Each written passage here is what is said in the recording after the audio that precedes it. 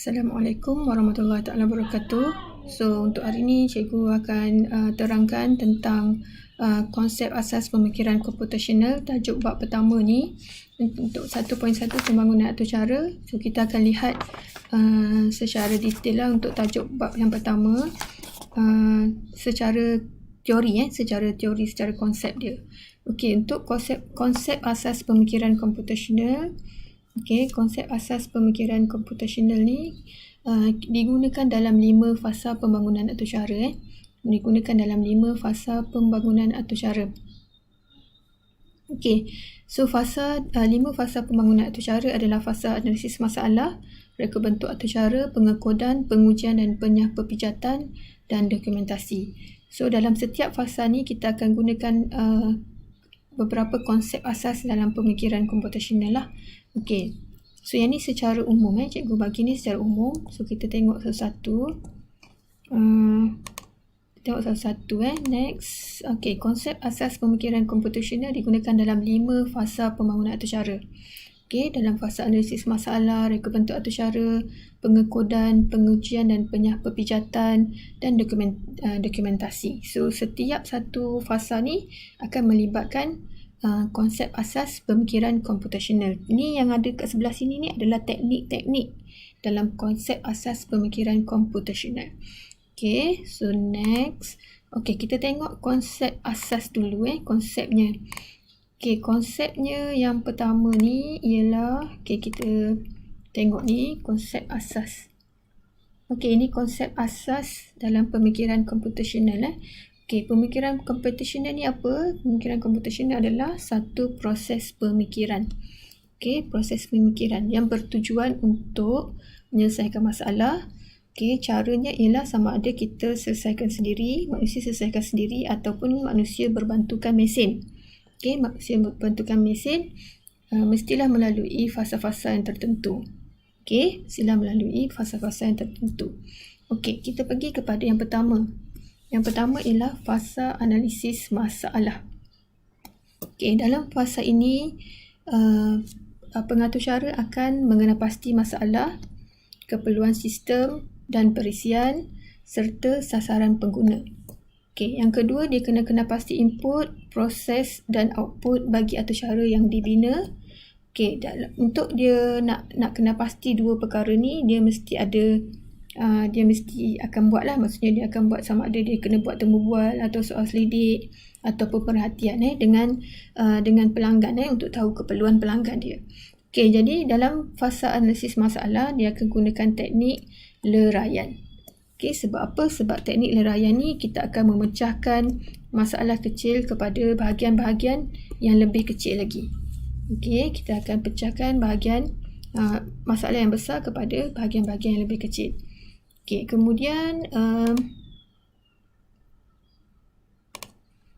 kemudian fasa yang kedua ialah fasa reka bentuk atur cara.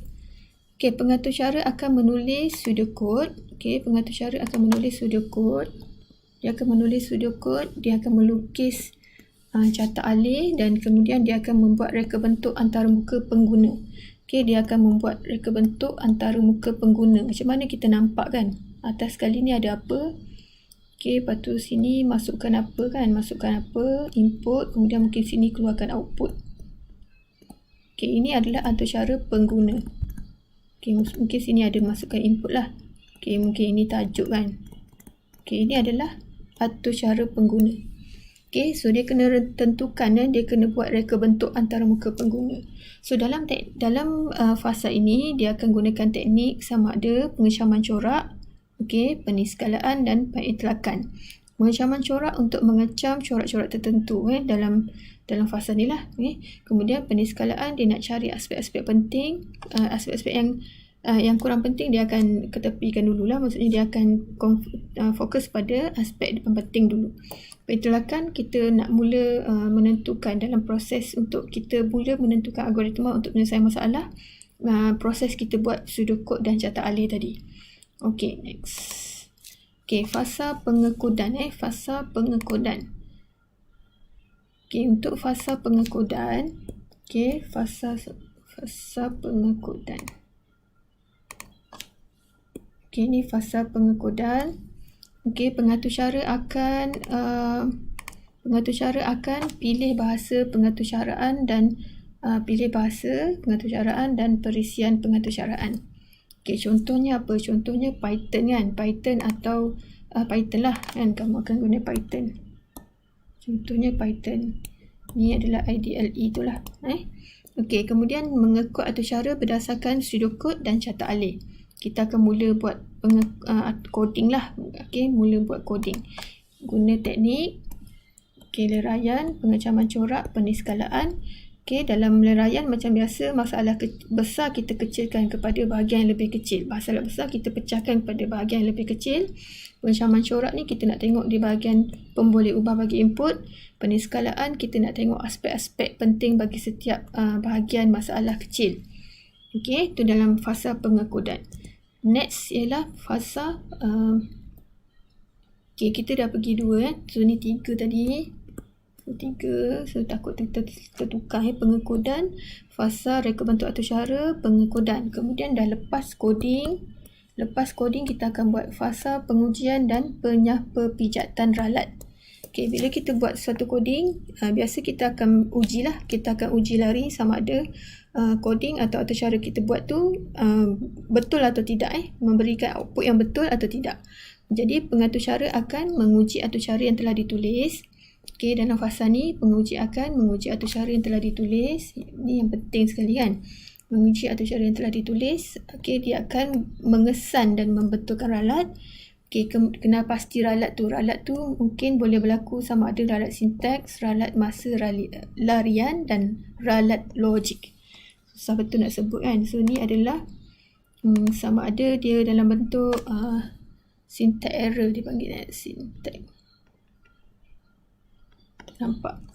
Okey, syntax error dalam bentuk syntax error ataupun ni kita panggil runtime error ataupun logical error. Okey, ada 3 jenis lah. Kita akan kena pasti ralat tu daripada 3 jenis ni. Okey, sama ada ralat syntax, runtime error atau logical error. Okey, dalam fasa ni kita akan gunakan teknik leraian, pengecaman corak, peniskalaan dan pengitlakan macam biasa juga, tapi kita akan tengok bahagian-bahagian tertentu lah. Okey, kalau leraian ni kita nak uji bahagian besar, kemudian baru kita uji bahagian kecil. Kita kena pecah lah, uji bahagian besar dulu, lepas tu uji bahagian kecil kan. Pengecaman corak, kita nak tengok kita nak camkan corak tu jenis ralat yang kita kena pasti. Okey, ralat mana yang kita dapat kena pasti. Peniskalaan, kita nak tengok aspek penting untuk penyahpepicat ralat. Okey, pengislakan membina model bagi proses pengujian dan penyahpepicatan aturcara. Okey, so ini dalam fasa yang keempat. Okey, dalam fasa yang terakhir iaitu fasa kelima. Okey, dalam fasa yang kelima iaitu fasa dokumentasi, kita akan pengaturcara akan menyediakan dokumentasi. Okey, dokumentasi ni dia akan ada secara dalaman dan luaran Okey, kita guna teknik leraian, pengecaman corak, peniskalaan dan pengitlakan. So kalau leraian kita akan pecahkan nanti sebab kita nak buat dokumentasi, kita akan pecahkan kepada masalah besar atau kecil. Dokumen tu akan jadi dokumen luaran atau dalaman Okey, kemudian pengecaman corak, maklumat yang perlu ada dalam dokumen luaran dan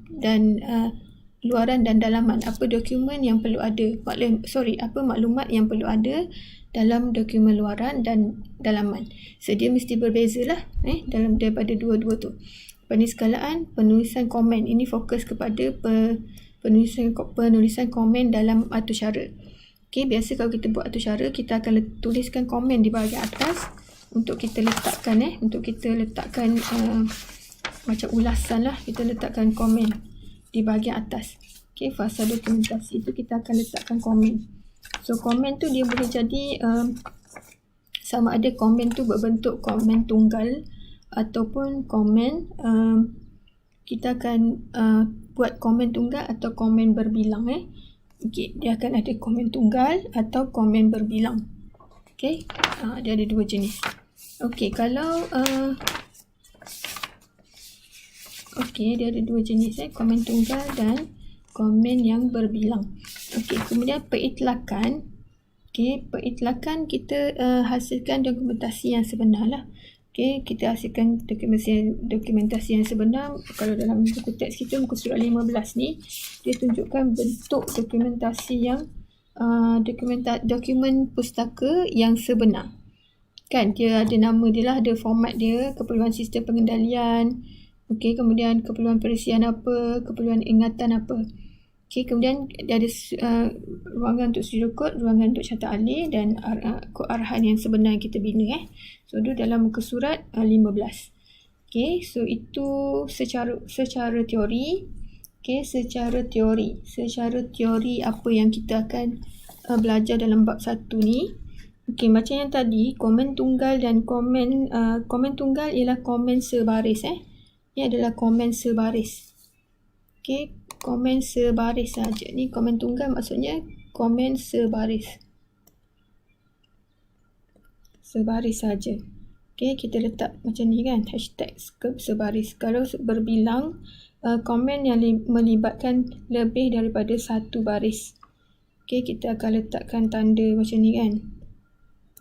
Kemudian tutup balik lah. So, komen yang melibatkan lebih daripada satu baris, biasa kita akan buat macam tu. Okey, so ini adalah secara umum lah. Secara umum, apa yang kita akan belajar di dalam bab 1 secara konsep. Secara konsep. Tapi kalau kamu tengok dalam buku teks, dalam buku teks kamu ni, muka surat 19 sehingga muka surat 22, okey, memang diberikan contoh pelaporan ya. Contoh pelaporan macam mana kita buat dalam bentuk pelaporan dia lah, maksudnya secara tersusun. Dia tunjukkan contoh tu secara tersusun. Dia bagikan masalah, apa masalah dan macam mana kita nak susun dalam contoh pelaporan tu. So, kamu boleh tengok balik dalam muka surat 19 hingga 22. Okey, so itu sahaja untuk hari ni. Kita tengok secara umum lah tadi ya. Kita tengok secara umum dalam konsep asas pemikiran komputasional yang digunakan dalam 5 fasa pembangunan atau cara. Okey, so 5 fasa pembangunan atau cara. So inilah konsep asas, macam mana kita gunakan konsep asas ni dalam fasa-fasa yang kita buat dalam membangunkan atau cara. So, cikgu rasa itu sahaja. Kita jumpa lagi untuk sesi yang seterusnya. Assalamualaikum warahmatullahi wabarakatuh.